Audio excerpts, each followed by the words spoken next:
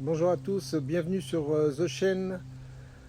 Petite vidéo du jour que l'on va consacrer aujourd'hui avec la formule habituelle au Washingtonia Robusta. Donc celui-ci il a à peu près 4 mois de plantation et il m'a gratifié de pas mal de nouvelles pousses cette année. Pour une première saison en terre, c'est pas mal. On va aller voir ça de plus près. Oui, donc comme je disais, à peu près 4 mois de plantation, donc c'était déjà un beau sujet. Donc trou de plantation à peu près 1 mètre de diamètre sur facilement 70 cm de profondeur.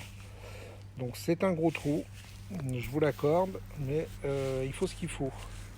Le mélange, je me souviens plus trop, mais un mélange hyper drainant, sable, terre de jardin, terreau, on va dire 50% de terre, 25% de sable ou 20% de sable et puis le reste en terreau.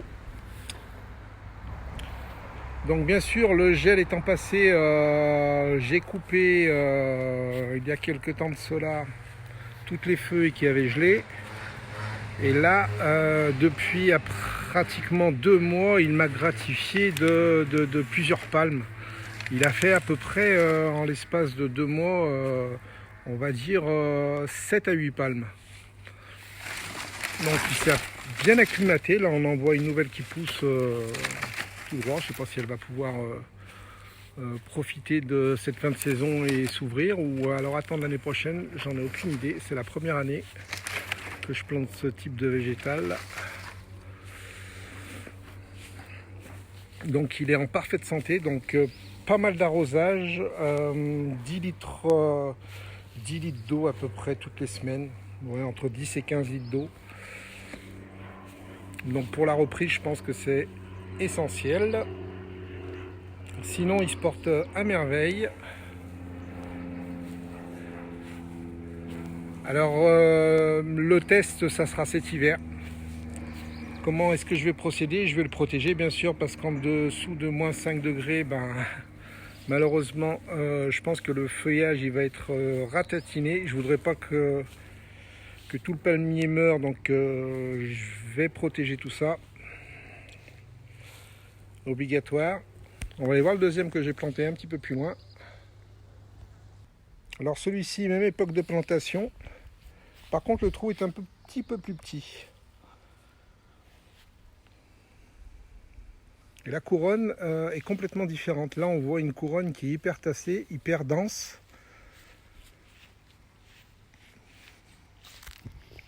Là, c'est encore des feuilles de l'année passée. Elles avaient gelé sur le bout, je les ai un petit peu coupées. Là, celui-ci m'a gratifié de 4 ou 5 nouvelles pousses. Donc là, à cet emplacement-là, j'avais un filifera qui était beaucoup plus petit. Et cette année, il a complètement gelé. Enfin, gelé ou alors trop d'humidité, je ne sais pas exactement. Mais en tout cas, il a crevé. Donc à cet emplacement-là, à la place du filifera, j'ai mis ce robusta. J'espère qu'il va tenir. Seul, j'en saurai un peu plus en fait au printemps prochain. Est-ce qu'il aura bien passé l'hiver sous sa protection? Parce que ça, bien sûr, forcément, protection obligatoire. On verra bien. Qui ne tente rien n'a rien. Selon la formule. Bien écoutez, j'espère que cette petite vidéo vous a plu. N'hésitez pas à poster vos commentaires et vos questions. Et je vous dis à très bientôt pour une nouvelle vidéo au Jardin du Dauphiné.